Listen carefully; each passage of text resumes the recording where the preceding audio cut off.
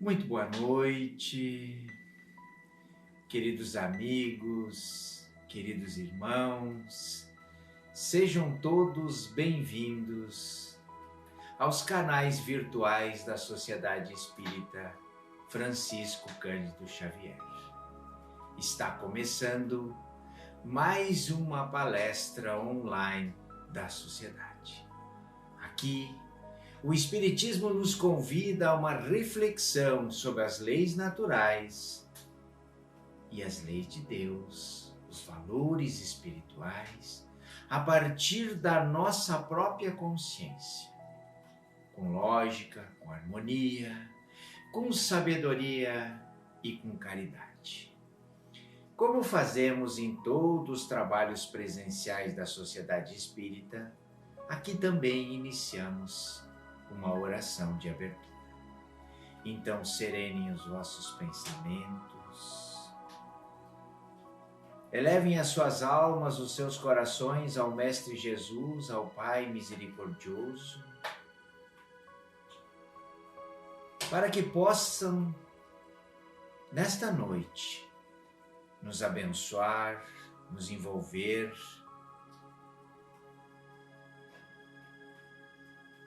nos proteger. Que Jesus, nosso amigo de todas as horas, nos abençoe e nos fortaleça no seu amor, que as suas falanges benfazejas possam, neste momento de prova coletiva que passamos como humanidade, nos envolver, nos proteger, nos intuir para que possamos sair fortalecidos deste evento, que possamos contar sempre com a sua imensa paz, com seu imenso amor. Que assim seja. E falando de Jesus, o tema de hoje, como tantos outros que a gente trouxe aqui, segue os ensinamentos do Mestre. Vamos falar de justiça e misericórdia divinas. Mais uma oportunidade que temos para entendermos as leis da vida. Eu não canso de repetir isso. Porque nós, quando tratamos de Jesus e das leis de Deus, levamos para o campo religioso? Porque achamos que não é o necessário, é secundário, é um apêndice. Está mais do que na hora de nós mudarmos este comportamento. Na realidade, esses temas são essenciais para tudo aquilo que nós buscamos. Por quê? Porque o que mais nos atrapalha na nossa existência é a ignorância. A ignorância das leis que regem o universo e que, portanto, estamos sendo regidos por elas. Ignorância das leis divinas e da grandeza daquilo que recebemos de Deus. A grandeza que se apresenta, por exemplo, a sua justiça e a misericórdia em nossas vidas. E por que nos é exigido uma contrapartida, como nos ensina Jesus e nos ensina Kardec no Evangelho segundo o Espiritismo, no capítulo 10, Bem-aventurados os misericordiosos. Está lá, claro, insofismável, tranquilo, sereno, compreensível, a contrapartida que nós devemos oferecer com o nosso comportamento quando nos dirigimos a Deus, pedindo algo em nosso benefício. Perdoai para que Deus vos perdoe. Parece religioso, né? Mas não é. Bem-aventurados os que são misericordiosos, porque obterão misericórdia. Evangelho de Mateus, capítulo 5, versículo 7. Se perdoardes aos homens as faltas que cometeram contra vós, também vosso Pai Celestial vos perdoará os pecados. Mas se não perdoardes aos homens quando vos tenham ofendido, vosso Pai Celestial também não vos perdoará os pecados. Evangelho de Mateus, capítulo 6, versículos 14 e 15. Está aí a nossa contrapartida. Porque quantas vezes em sofrimento dobramos os joelhos da alma para pedir perdão a Deus pelos nossos erros. Mas, segundo os ensinamentos de Jesus, que está aí no Evangelho de Mateus, devemos na mesma medida, na mesma amplitude, perdoar todos aqueles que nos ofendem, para que possamos ter o direito de pedir perdão para Deus. E temos dito aqui, queridos irmãos, queridos amigos, que a pandemia veio nos alertar sobre o nosso comportamento, que nós precisamos entender esse fenômeno buscando as causas e eliminando os efeitos. Por quê? Porque nós queremos tranquilidade para o nosso porvir. E o Espiritismo, então, se apresenta como uma ferramenta que nos ensina como nos comportarmos diante da lei de Deus. Nos dá a causa da nossa felicidade ou da nossa infelicidade. Determina a causa da nossa saúde ou das nossas doenças. Onde? Como? No nosso comportamento, nas nossas atitudes, nos nossos sentimentos. Então, estudar Jesus e seus ensinamentos vira obrigação, pois é antídoto para os nossos males. A humanidade, queridos irmãos, continua se debatendo em meio ao nevoeiro denso do sofrimento humano. Mesmo após a vinda do Cristo, ainda não compreendemos o caminho que leva a Deus, a sua justiça, ao qual nós estamos inseridos. Ainda é muito presente em nós a ideia de castigo e punição. Deus julgador, severo. Definitivamente não é assim. E nós vamos refletir hoje. Avançamos muito desde do nosso tempo primitivo, mas ainda não entendemos esses ensinamentos de Jesus e que foram renovados pela doutrina espírita. 19 séculos se passaram e Deus, em sua infinita bondade, permitiu que o véu da ignorância fosse rasgado em benefício a nós todos. Porque perdidos estamos. E assim iniciou uma nova investida da luz para que os cegos enxergassem e para que os surdos escutassem. É o Espiritismo, que é de ordem divina, que abrandou todos os corações de boa vontade que por esforço próprio conseguiram entrever esta verdade.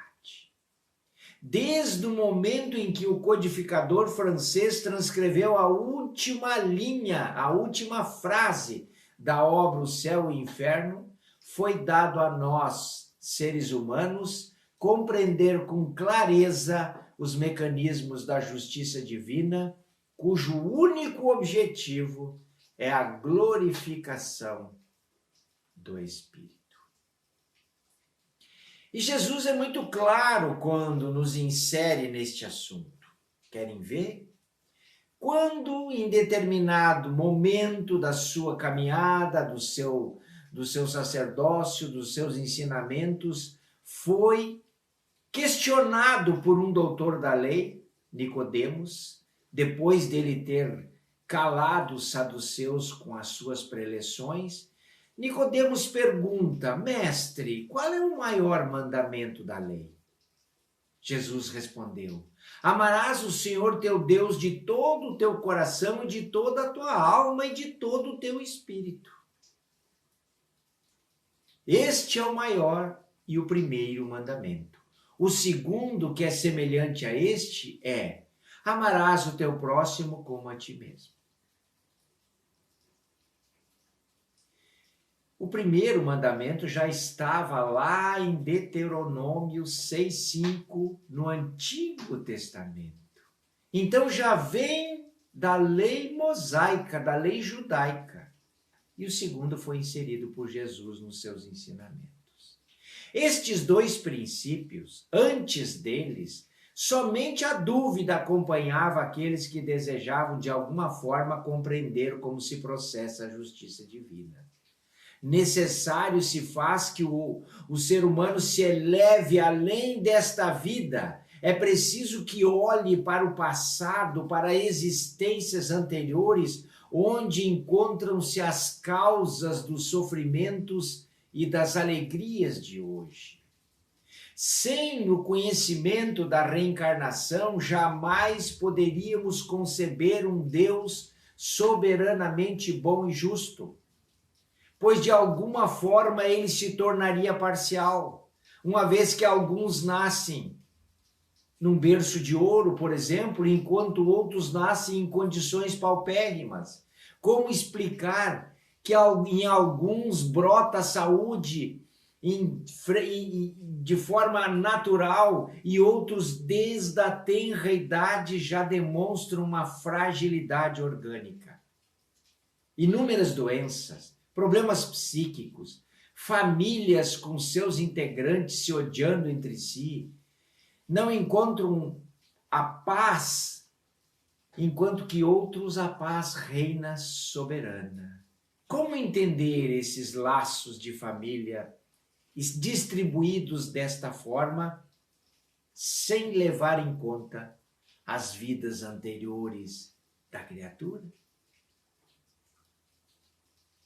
Então, os fundamentos da reencarnação são para que a justiça divina se estabeleça. E falando em justiça, para nós tecermos comentários sobre a nossa reflexão de justiça e misericórdia de Deus, vamos falar da justiça humana. Porque a questão da justiça humana parece ser um assunto que nós conhecemos bem. Afinal de contas, todos os dias estamos tropeçando em pessoas injustas, que infelizmente não compreenderam algo que acabamos de dizer ou fazer, ou mesmo outras que gostam de invadir o nosso espaço sem qualquer cerimônia, não é mesmo? As relações humanas são assim mesmo, meio complicadas. Por quê? Por causa da diversidade e da independência das ideias. E foi para tentar colocar um pouco de ordem nesse relacionamento é que surgiram as leis humanas. Cada povo, cada cultura elaborou elas segundo os seus critérios. Determinadas normas que procuram harmonizar a convivência em grupo através de mecanismos de punição daqueles que desviam a sua conduta daquilo que é considerado correto. Assim foi inventado pelo ser humano a justiça. E com a justiça veio o quê? Veio o tribunal. Inegavelmente, isso facilitou a coexistência e até permitiu que nós dessemos um pouco de relaxada em nosso autocontrole, uma vez que estava posto na existência humana mecanismos reguladores da conduta externos a nós, externos às pessoas. Por outro lado, colocou-se na desconfortante posição aqueles que devem julgar a conduta do semelhante. Então, surgiu o tribunal. Bom, mas o tribunal surgiu para nós julgarmos as causas alheias. Como juízes, e como juízes somos extremamente implacáveis. Querem ver? Fez, tem que pagar. Moisés ensinava ao povo a lei de talhão. Olho por olho, dente por dente. E isso é muito utilizado hoje. É um ensinamento velho, antiquado, mas que continuamos alimentando ainda hoje. Até mesmo em condições que nós não estamos ligados diretamente. Querem ver? Irritamo-nos com aquele motorista impaciente que trafega pelo acostamento das estradas. Quem não se irrita?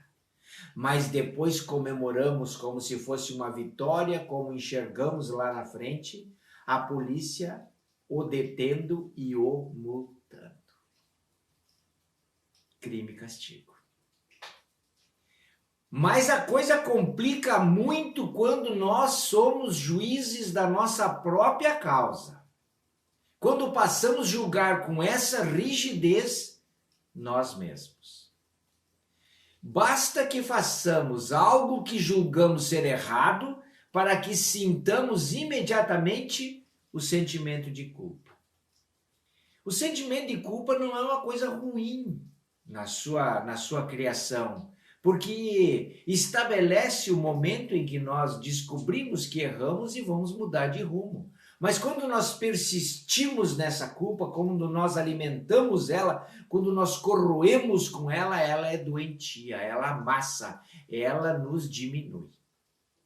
Então nos tornamos a última das criaturas. Somos um poço profundo de erros numa sucessão de atitudes desastrosas. Entramos em depressão. E só uma coisa pode nos salvar: a punição, que cai como uma luva nesse sentimento de culpa. Mas será que é assim? Será que devemos proceder assim? Claro que não. Seguindo o nosso raciocínio, nós veremos claramente que não. Visão de Deus como juiz supremo. Demoramos muito tempo para termos uma ideia do Deus único, do Deus que hoje nós respeitamos, mas ainda não é exatamente o Deus que Jesus quis nos passar e quis nos ensinar. Somos capazes de agir com justiça, apesar de todas as nossas imperfeições?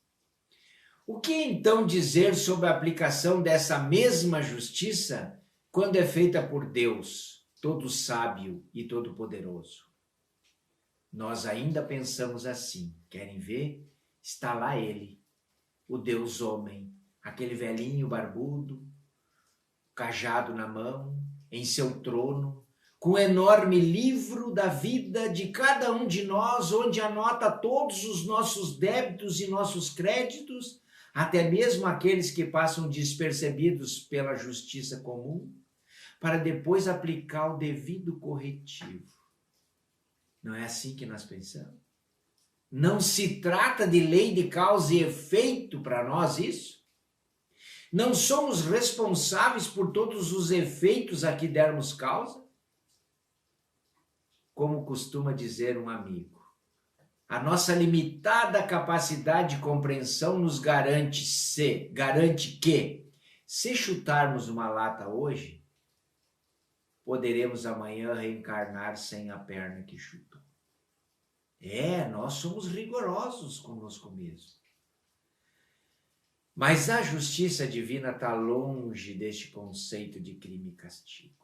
E nós vamos logo entender o porquê. O que se sobressai disso que até agora eu falei? Um desencontro da figura de Deus, que é extrema bondade, por um lado, e por outro lado aplica duras penas. No entanto, aí vem a doutrina espírita, no Livro dos Espíritos, a nos esclarecer quando Kardec faz a pergunta sobre a justiça de Deus aos espíritos. E a resposta deles é surpreendente, porque modifica todo o conceito que nós temos da justiça de Deus. A justiça de Deus é o respeito aos direitos de cada um. Isso muda radicalmente o caminho de nossas reflexões. Enquanto os homens têm na justiça um sinônimo de arbitragem, de punição, os Espíritos vêm nos trazer a notícia que é um sinônimo de respeito. Dessa forma, a razão nos permite compreender como Deus é justo. O equívoco acontece quando nós queremos atribuir a Deus as características meramente humanas, nossas. Não podia ser, não tem como se enquadrar dessa forma. Esse respeito que Deus tem por nossos direitos ocorre até, vejam bem a clareza do ensinamento, até como consequência de nossa própria origem. Certamente Ele poderia ter nos criado prontinho, já evoluídos, sábios, mas não procedeu assim. Queria que nós valorizássemos o nosso esforço de aprimoramento, que nós conquistássemos o nosso espaço. Ora, uma vez que Ele nos criou simples e ignorante e nos dotou de livre-arbítrio como uma das ferramentas de trabalho, tinha pleno conhecimento de que iríamos cometer deslizes até aprender a utilizar o livre-arbítrio. Por que então iria nos punir por isso? Não tem sentido. Ao contrário, o seu gesto é sempre de misericórdia conosco. Comparamos um exemplo. Um pai que traz para o seu filhinho de 3 anos uma caixa de lápis de cor. Terá ele razões que justifique punir a criança que de repente pinta as paredes da casa com esses lápis de cor? Evidentemente que não. Se ele deu os lápis de cor, foi para o menino aprender, essa criança exercitar o seu livre-arbítrio. Lembremos-nos da lição de Jesus, no episódio do apedrejamento da mulher adúltera, quando diz, logo depois que os acusadores partiram: onde estão os que te acusam, mulher? Depois dela falar, ele diz assim: se não te condenaram, tampouco eu o farei. Vá e não peques mais. Neste momento, Jesus estava demonstrando a sua total confiança no quê? Nos valores positivos daquela mulher, que certamente ela possuía. Embora estivesse adormecidos, não estavam ausentes. Agindo assim, ele devolvia a ela a responsabilidade de despertar as suas qualidades e com elas reconstruir um caminho do bem. Isso é a mais pura misericórdia, é o perdão das ofensas e a oportunidade do resgate.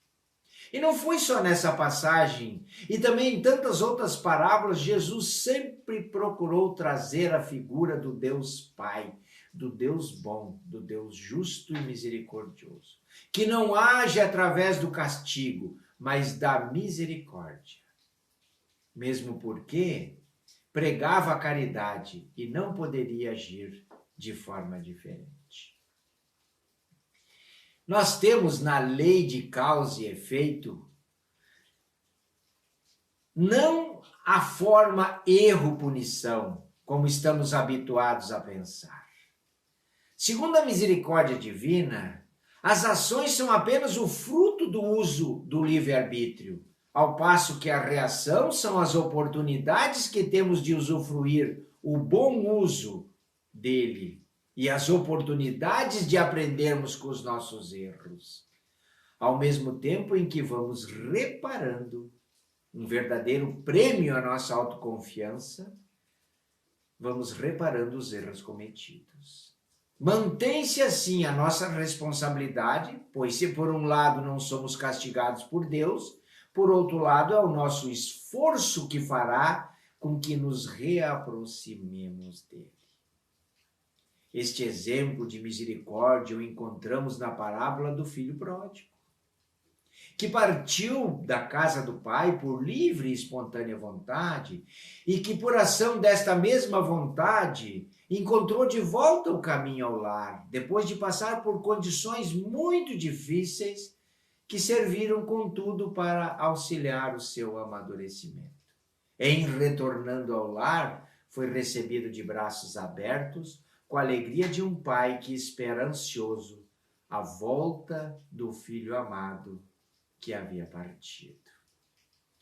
Então, meus queridos, justiça e misericórdia divina não tem nada a ver com crime e castigo. Não tem nada a ver. Quando nós nos referimos a Deus, aos atributos divinos, dizemos que Ele é infinitamente bom, justo, eterno, imutável, imaterial, onipotente. Dizemos que Ele também é misericordioso. Justiça é a faculdade de julgar segundo o direito e a melhor consciência. Misericórdia é a compaixão, o pesar, a piedade ante a dor alheia. Na lei de Deus elas caminham juntas. Será possível isso? Adoniran Barbosa, lembrando desse cancioneiro nordestino, colocou na boca do filósofo Joca, em uma de suas músicas, que Deus dá o frio conforme o cobertor. Veja que interessante, né? Essa imagem bem traduz o que é justiça e misericórdia divina. O frio é a justiça divina alcançando o ser que ontem fraudou e burlou a lei. E o cobertor é aquele que auxilia a vencer a intempérie, significa a misericórdia que se estende a esse mesmo devedor. Se prestarmos atenção, veremos que em todas as situações da nossa vida, a justiça de Deus se manifesta ao lado da sua misericórdia. Assim, neste mundo de vicissitudes, estamos em meio a uma pandemia, dificuldades de toda monta, né? Vivemos com enfermidades abraçando as nossas vidas, com sofrimentos abraçando as nossas vidas. É a justiça de Deus, cobrando de nós, seres humanos, os nossos descalabros de ontem e de hoje. Excessos, abusos, intemperanças, indisciplinas, revoltas de toda ordem, maldades, mas ao lado de tudo isso, da doença, por exemplo, Deus coloca, multiplica médicos, enfermeiros, atendentes, receitando, medicando, minimizando as nossas dores. São os intérpretes da misericórdia divina. Ao lado deles, cientistas se debruçam sob tubos de ensaio, investindo noites e noites sem fim, com o objetivo de descobrir novas fórmulas, novos medicamentos, novas vacinas para curar as enfermidades. Não é o que está acontecendo agora, é a misericórdia divina atuando através dos seus filhos. Outros profissionais também atuam procurando dar o bem-estar moral, o bem-estar material de pacientes, no atendimento, na atenção, na renúncia. Tem muita gente praticando misericórdia em nome de Deus. Somos instrumentos da misericórdia divina. A justiça divina estabelece que a cada um deve ser dado segundo as suas obras. Sabemos disso. Geralmente, então, para dar exemplos, quem retirou de cofres públicos, para ser um exemplo bem moderno, quantias preciosas indevidamente, retorna nas vidas subsequentes com a finalidade de devolver a esses mesmos cofres, através do seu trabalho, do seu suor e do seu sofrimento, os valores que retirou, que usurpou indevidamente. Mas a misericórdia divina permita que ele viva com o seu trabalho, que ele se sustente com o seu trabalho e que ele possa, inclusive, sustentar a sua família com o seu esforço. Muitas vezes, quem se serviu de um corpo perfeito para praticar o mal, retorna em outro momento com determinadas deficiências físicas. No entanto, não lhe faltarão seres abnegados que o receberão como filho. Professores que se dedicarão para que ele viva o melhor possível, faça as suas limitações. É a misericórdia divina.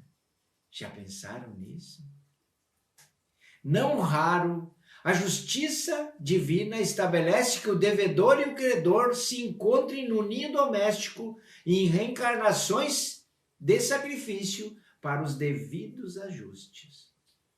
A misericórdia concede a um e ao outro o esquecimento do passado para que não lembrem que eram inimigos ou que um devia para o outro, e que se concretize num ninho de amor a cura para aquele mal, aquele defeito que trouxeram de outras vidas, aquela animosidade.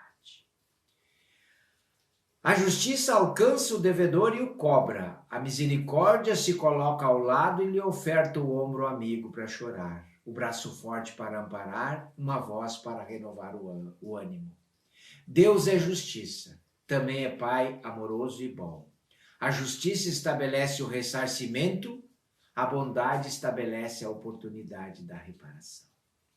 É lindo isso, né, gente? É lindo. A sabedoria providencial das leis divinas se revela nas pequeninas coisas, como também nas maiores. Essa sabedoria não permite que se duvide, nem da justiça, nem da misericórdia. Justiça e misericórdia se manifestam na terra em forma de cobrança e oportunidade, resgate e compensação. Preste atenção e descubra você mesmo como a justiça e a misericórdia divina andam de mãos dadas na sua vida aí. Esse é o nosso recado de hoje, para que possamos entender que a partir dos ensinamentos de Jesus, a nossa consciência, a nossa inteligência, a nossa maturidade nos permite aprender que Deus não castiga, que Deus não pune, que as leis de Deus são justas, que a sua justiça é de reparação, é educativa e que a misericórdia é a sua bondade em movimento. Que maravilha, né, meus queridos? Que maravilha. Fico muito feliz se todos entenderam o recado. E como todo o trabalho na Chico, a gente termina esse também com uma oração de encerramento.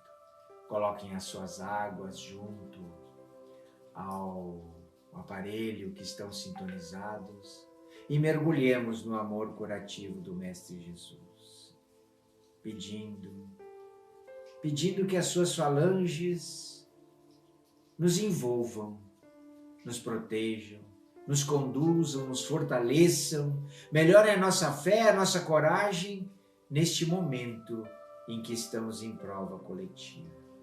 Pois somos muito gratos, Senhor, por tudo que recebemos, nossa vida, nosso lar, nossa família, os ensinamentos da doutrina espírita. E que Tu possas, Senhor, fortalecer aqueles irmãos nossos que estão na linha de frente, no combate à pandemia, médicos, enfermeiros, atendentes, motoristas, profissionais da segurança, motoristas de estrada, cientistas, políticos, todos aqueles que de uma forma ou de outra estão contribuindo para que possamos vencer de forma valorosa a lição a que estamos submetidos. Muito obrigado por tudo. Que assim seja e até uma próxima oportunidade. Uma boa noite a todos.